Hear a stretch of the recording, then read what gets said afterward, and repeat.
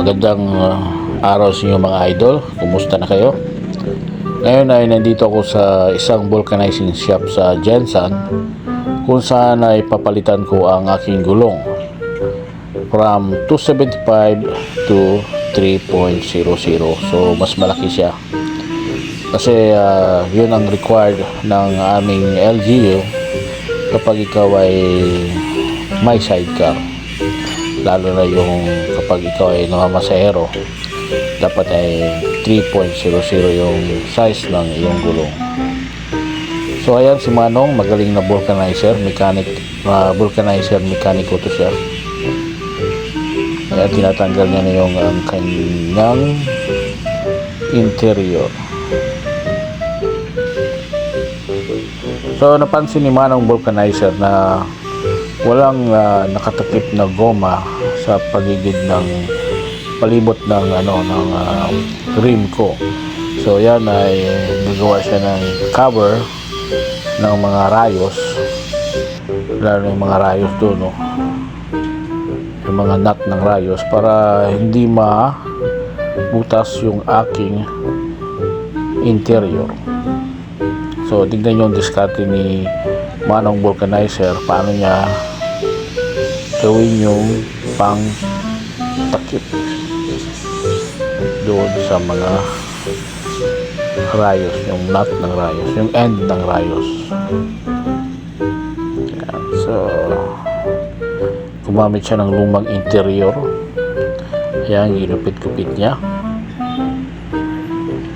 dahan-dahan niya itong ginugupit kasi alam ni Manong na kinukunan ko siya ng video. Sabi niya magiging sikat daw siya. Sabi ko, oo, magiging sikat ka nitong Manong.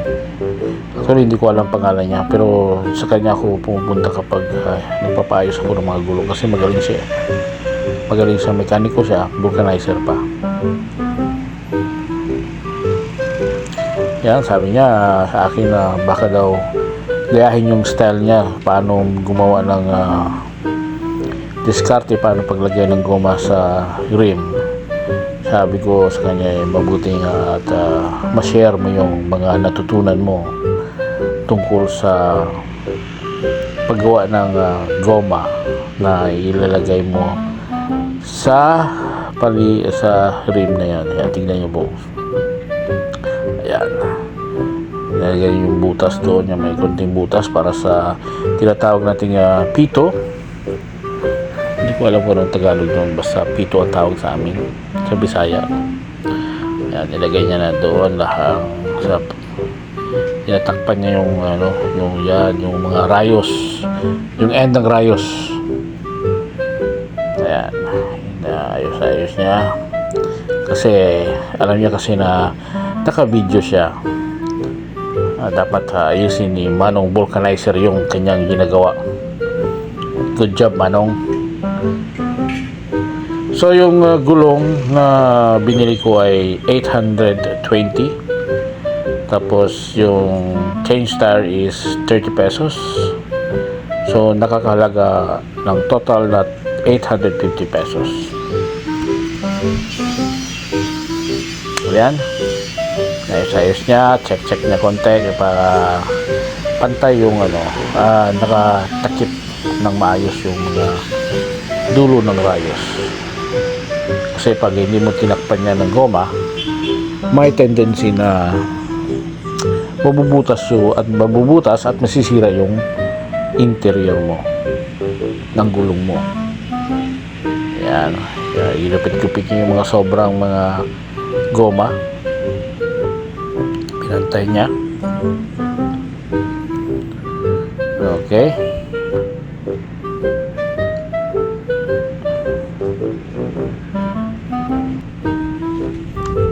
Okay, ayos.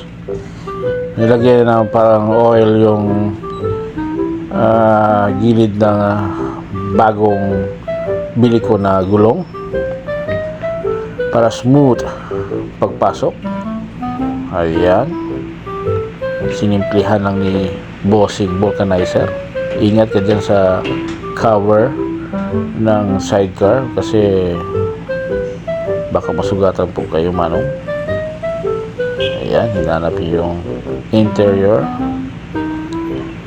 Ayan, pinasok niya.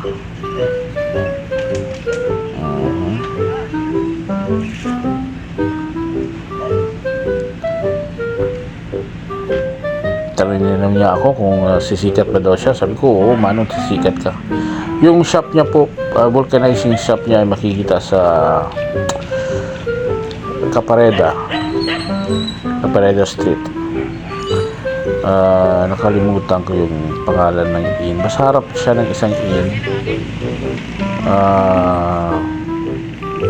Malapit sa Brigada Pharmacy. Ayan. Naayos niya na. Ayan, dahan-dahan niya pinapasok yung ano kasi ayaw niya na, oops, kinuha niya ulit para yata may problema sa goma. Ayan, cut ko yun kasi may nagpahangin. Ayan, binalik niya ulit.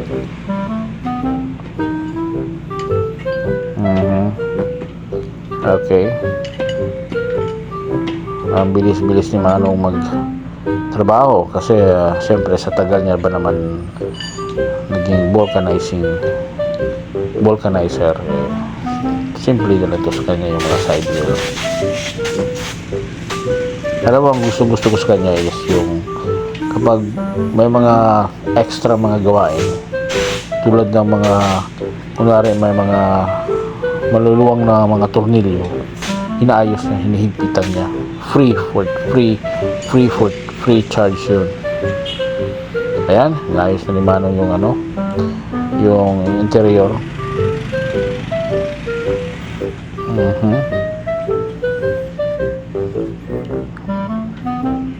Ayan,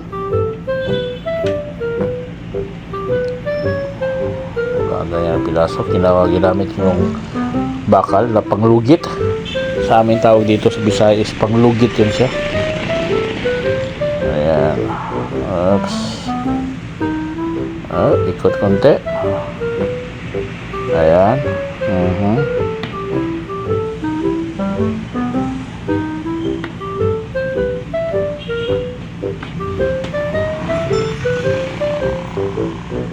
Up. Okay.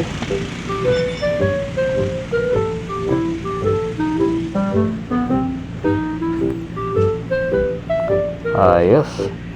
Pag niligyan na yung mga lock ng pito ang tawag namin noon dito. Ano ba ang tawag yan? Yung ano ng hangin, yung saan mo yung tinutusok yung hangin. Ayan, nilagyan niya ulit yung lock kasi maraming lock yung ano, yung pito.